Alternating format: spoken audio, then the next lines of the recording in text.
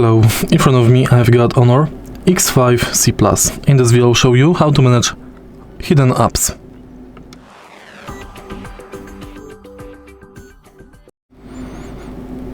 In the beginning, let's go to settings of your smartphone and go to privacy and security settings.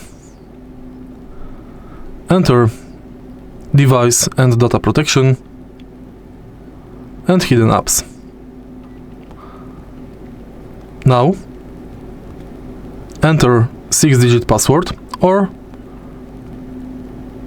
use your screen ID. Tap Add and select app you would like to hide. And it's done. Now, the app is hidden, you won't receive any notifications from the app and you can't find it on the screen display, nor in the app drawer.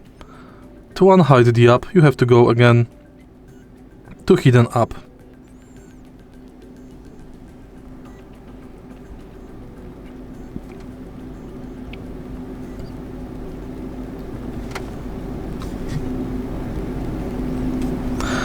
Select the app.